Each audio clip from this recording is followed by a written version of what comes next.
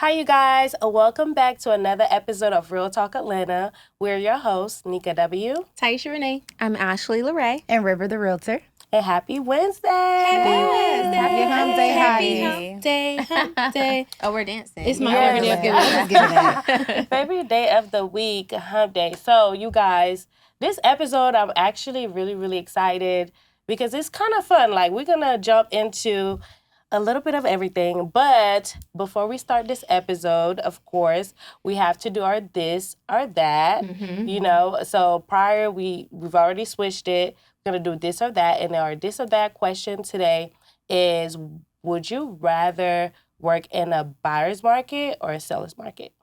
So buyer's market or seller's market? Buyers. Buyers. For me, since I primarily work with buyers, I just love my buyers being able to take their time and get exactly what they want. Yeah. And deserve. Buyer's market. Yeah. Actually, I'm sorry.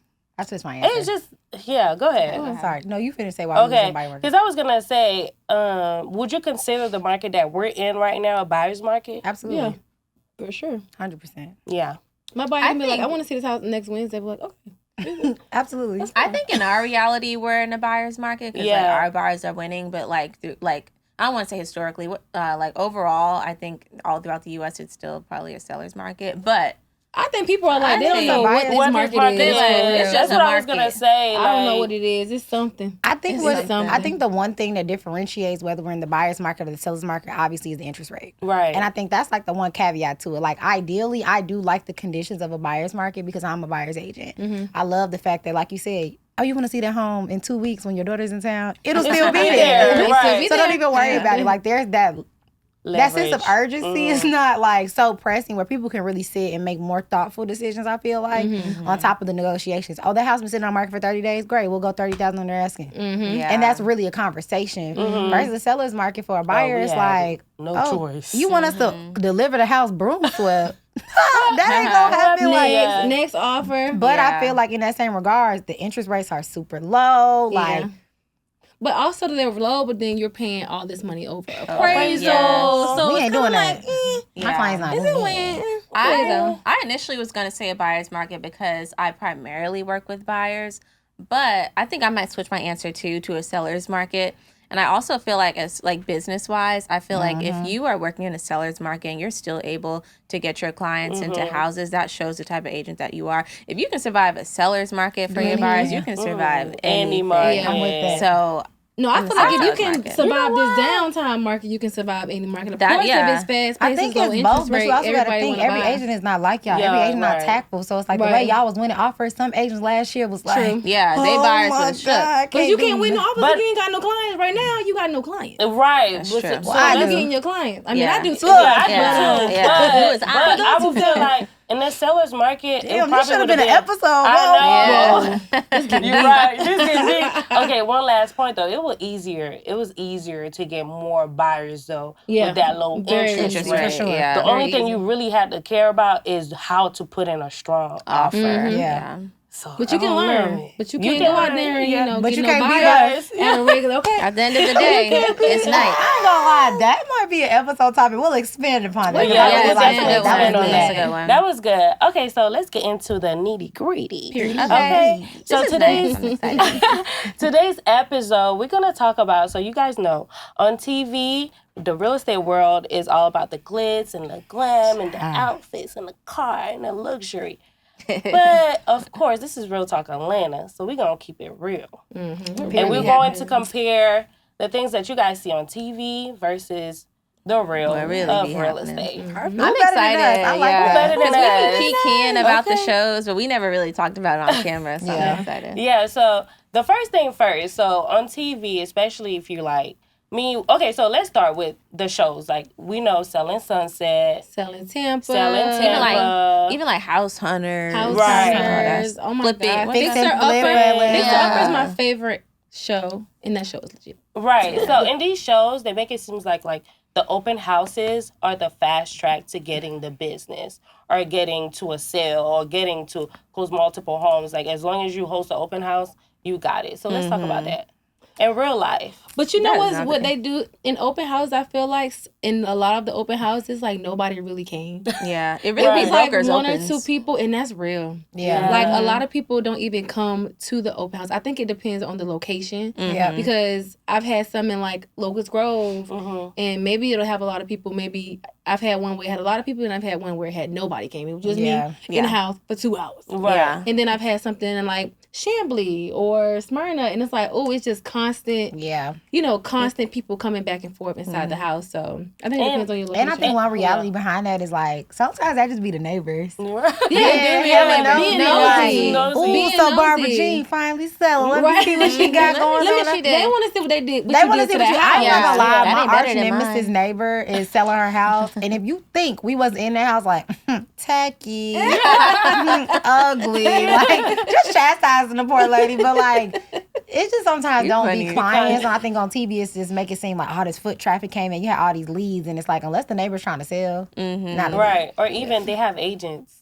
Yeah, you go to a lot of the time. All of them like, do you have an agent you work with? Yeah. Unfortunately, she was off today. So. She was off today. Literally in the shows, they have it where they host this open house or even a broker's open. It's luxurious. I remember one time on Selling Sunset, they had Botox, like an esthetician came to the house. I remember that. Burgers and Botox. Like, well, and that's another thing, and we'll get into that, but we're in Georgia. Like, the California market is completely different. Like, the highest listing in the state of Georgia, maybe 15 million. That's probably like a 1-bedroom. That's a light day. That's a shack. Exactly. That's their like taxes on their property in California. That's a light day. So like it's very different as far as like even the marketing that goes into their listings. But yeah. No, that's very true. That's very true. So then you have the instances where you looking at, you watching Selling Sunset, and they bring their buyers in, and then they only look like 1 or 2 houses. And then, we are in escrow. Girl, bye. Girl, yeah. I wish. Sometimes it can happen, like, if God willing, I'd be like, let this be a one house. Yeah. Most times, it's house number 50. Yeah. Oh, do you like this one? Please tell me you like this one. No, I be like, please, do you like it? Do you like it? Say yes to the dress, bro. But I feel like after a certain amount, you kind of know, like, I don't even know why I came to this house for. You're not gonna you know before you get there. You already know. Because y'all, we do so much, and y'all know, we do so much driving, doing showings literally all throughout the city. I literally had to get like a smaller car that I thought would save me gas, and it's... Which one, the car that you have now? Yeah, it's smaller than what I had. There's no way you thought it was going to save you gas, though. Yeah, I don't be thinking. Anything that got 93 in is not going to save you no gas. But it's smaller, but like just that's why I got a smaller car, okay? So I can save gas. But sometimes let's talk about, sometimes they be bringing their friends on that show. Sometimes I'll be like...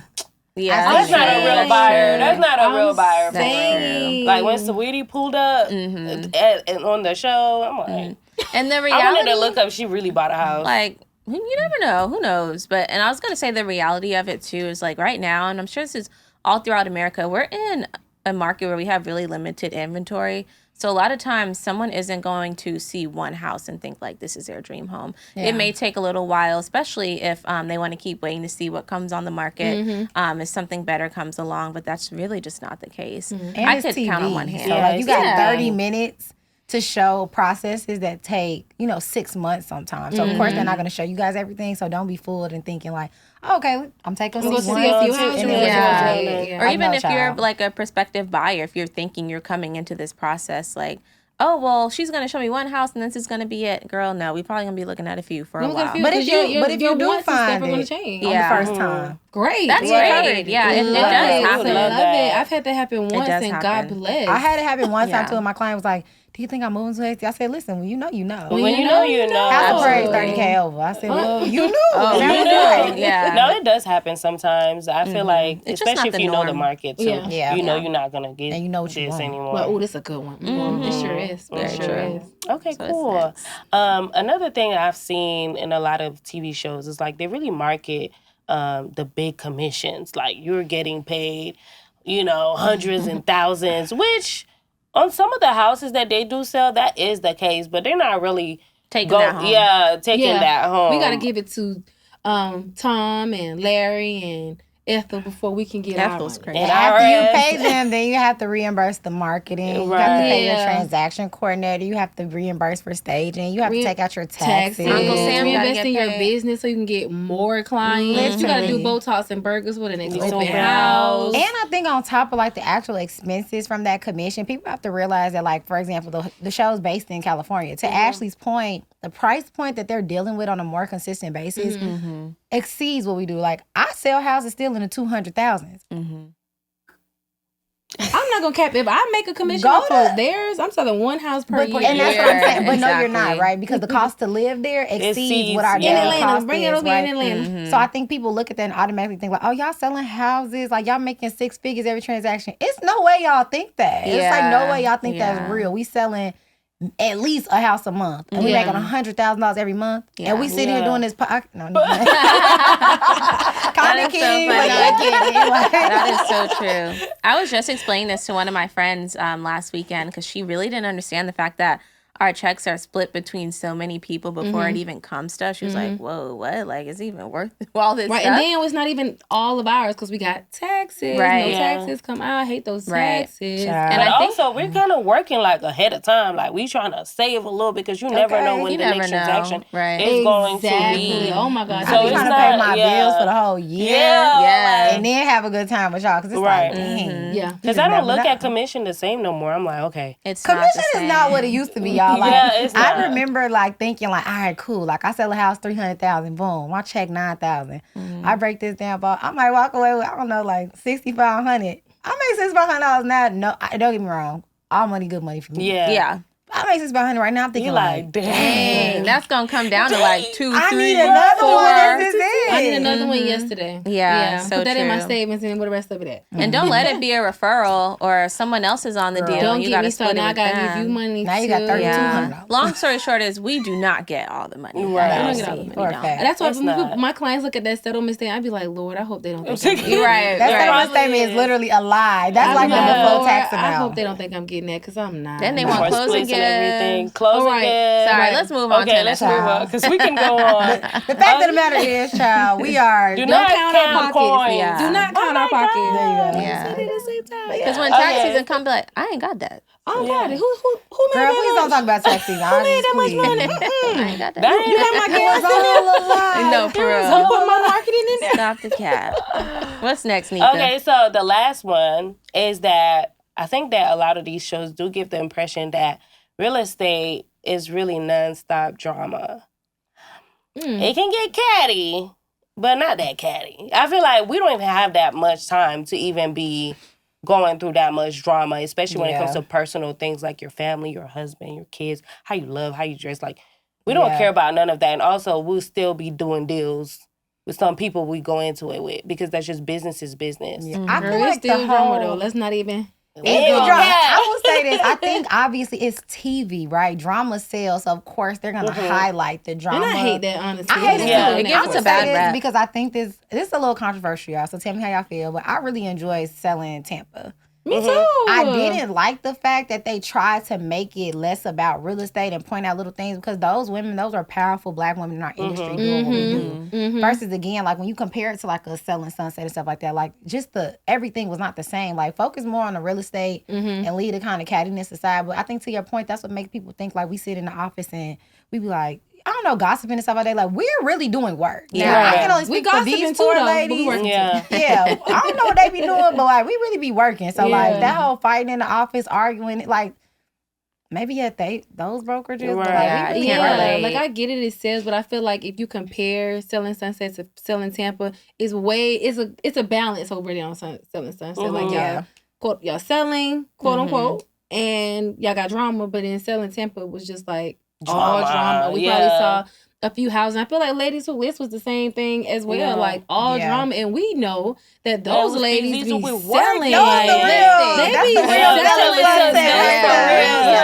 they be slanging houses and you could not tell in that show, and I hated that. Yeah, it gives us a really bad rep. But that's not to say, I do think maybe at some brokerages or on some teams, if you're not working with the right people, because remind you, we are in a competitive business. Yes, so, we are.